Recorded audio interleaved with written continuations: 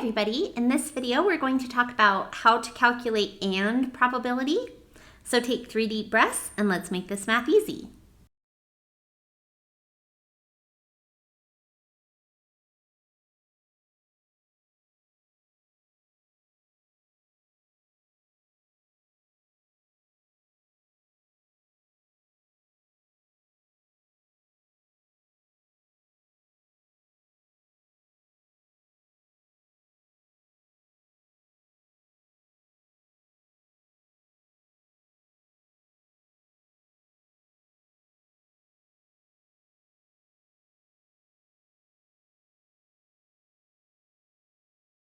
All right, so when we're talking about and probability, we're talking about the probability of multiple events happening. So we've done basic probability where you just have a single event, and when you have multiple events, you need to calculate the probability either by doing choice trees or the counting methods that we've talked about, because when you have multiple events happening, it compounds the number of possibilities that you have. So let's take a look at an example to see why this formula works. So we're going to talk about where this formula comes from. So let's say that we wanted to find the probability of getting 2 heads if you flip a coin twice. Well, if we draw a choice tree of this, our first flip of the coin has 2 outcomes, either heads or tails, and then our second choice also has 2 outcomes, either heads or tails. So altogether, if we multiply 2 times 2, or if we just look at the choice tree, we can see that there's 4 possible outcomes. You can get heads heads or heads tails, tails heads or tails tails. And out of those 4 possible outcomes, only one of them is heads heads. And so the probability of getting 2 heads would be 1 out of 4. Now this is one way you can calculate it. But there's also another way that you can calculate it that's a lot easier if you have more complicated problems, where you don't want to draw this choice tree because the choice tree is huge.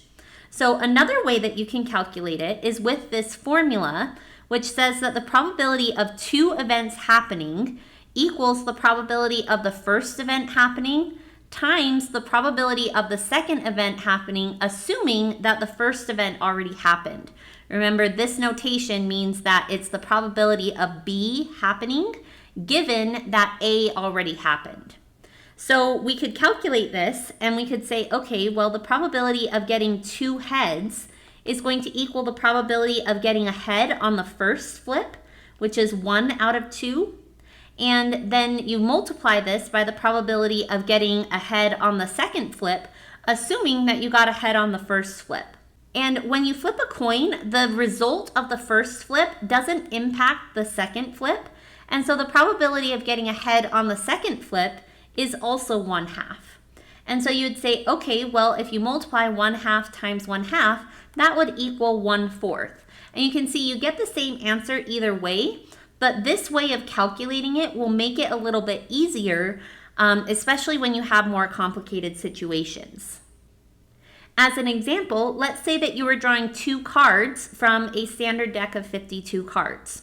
Well, this choice tree would be huge because you would have 52 branches for your first layer, and then each of those would branch off into 52 more branches. So you definitely don't want to draw a choice tree because it would be huge, but you could calculate the probability of getting all face cards if you said, okay, well, out of my 52 cards, the probability of drawing a face card on the first draw would be 12 out of 52, because I have 12 face cards out of my 52 cards total.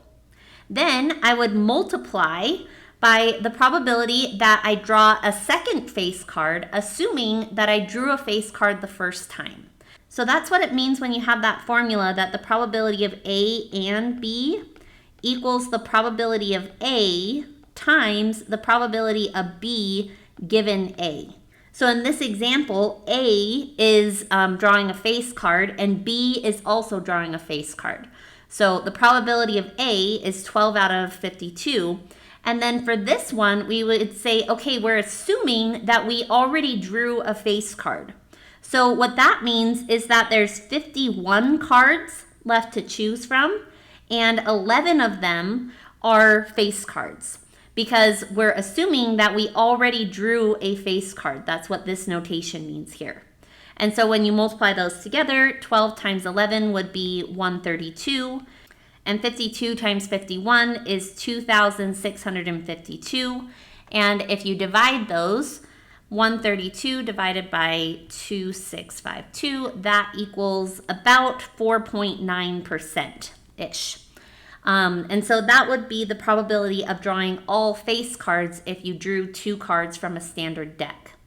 And notice that this formula is related to what the choice tree would look like, because this bottom number, if we look at these two, that's the number of possible outcomes in your choice tree, because you would have 52 branches for your first card that you could choose, and then you would have 51 branches branching off of that. So that's the number of possible outcomes.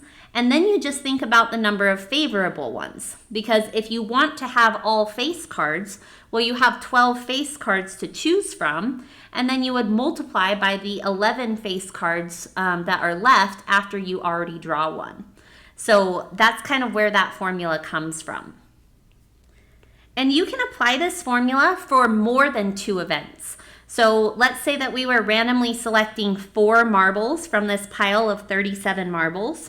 Well, you could apply this AND formula by saying that I'm going to calculate the probability of getting all blue marbles as the probability of getting a blue marble on my first draw times the probability of getting a blue marble on my second draw, assuming that I got one on the first draw, and then times the probability of the third one being blue, assuming that the last 2 were blue, times the probability of the fourth one being blue, assuming that the first 3 were blue. So you can extend this formula to include multiple events if you'd like to. And one of the key ideas here that you need to be aware of is whether or not you're replacing the things that you're drawing. So if you're doing it with replacement, so you are drawing out 4 marbles, but you put the marbles back in every time you draw it, that's going to give you a different result than if you do it without replacement. Because if you do it with replacement, the probability of the first marble being blue is going to be 6 out of 37, because there's 37 marbles to choose from, 6 of them are blue. Then you'll multiply by the probability of the second marble being blue, assuming that the first marble was blue. But if you're putting the first marble back into the bag, there's still 37 marbles to choose from, and 6 of them are blue. So this is what we would call an independent event, because the first event doesn't actually impact the second event because you put the marble back into the bag. And then we'd say, okay, well, the probability of the third marble being blue is also 6 out of 37, and the fourth marble being blue would also be 6 out of 37 for that probability. Then you'd multiply all the fractions together to calculate the overall probability of all of the marbles being blue. Now, if you did this without replacement, so if you draw out the marbles but you don't put them back in, then that calculation would look a little bit differently, because the probability of the first marble being blue would be 6 out of 37, but then the probability of the second marble being blue would be 5 out of 36, because remember that the second probability is assuming that the first event happened. And so what you would do is you'd say, okay, well, if I'm not replacing the marbles back into the bag, then assuming that the first marble was blue, I'm going to have 36 marbles left, and 5 of them will be blue. Then you assume that the first 2 marbles were blue, and you have 35 marbles to choose from for your third marble, and 4 of them are blue. And then for the last marble, you'll have 34 marbles to choose from, and 3 of them will be blue. And you can see that this calculation is slightly different than this one, and it all depends on whether you're calculating the probability with replacement or without replacement.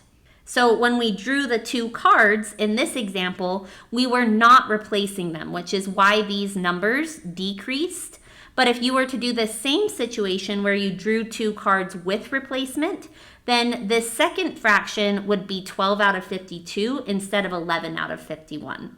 So that's something to be aware of as you're using this formula for the AND calculations. Another thing to be aware of is when you're calculating the probabilities with percentages that involve large populations. So let's say in a large population, 45% of the people have a pet. If you randomly select 5 people, what is the probability that all of them have a pet?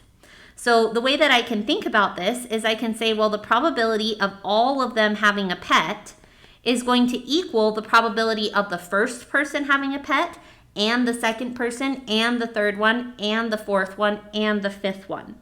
And so I'm basically going to calculate each of those individual probabilities and multiply them all together. Now, in the percentage situation, we don't actually know the total number of people in the population, but we do know the percent. So we know that 45% of the people have a pet. And so we can calculate the probability of selecting a person who has a pet by saying, well, out of 100% of the people, 45 of them have a pet. And then when I choose my second person, the probability of that person having a pet is also 100 out of 45. And the reason why it's not 44 out of 99 is because this 100 doesn't represent the total number of people. It represents the total percentage of the people. Because remember, this is a large population and there might be millions of people in this population. And if you have millions of people and you're drawing out a single person for this first probability, the percentage isn't going to change significantly. Like if you draw that one person out, it's still going to be about 45% of the people who have a pet. It's not going to change it.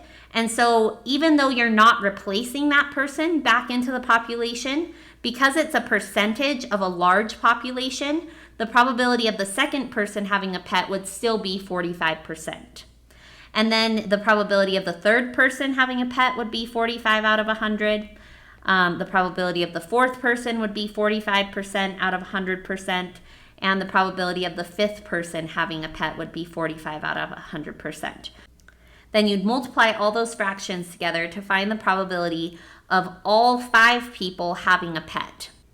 And when I multiply 45 times 45 5 times, that gives me the number 184,528,125, and that's all divided by a 1 with 10 zeros after it.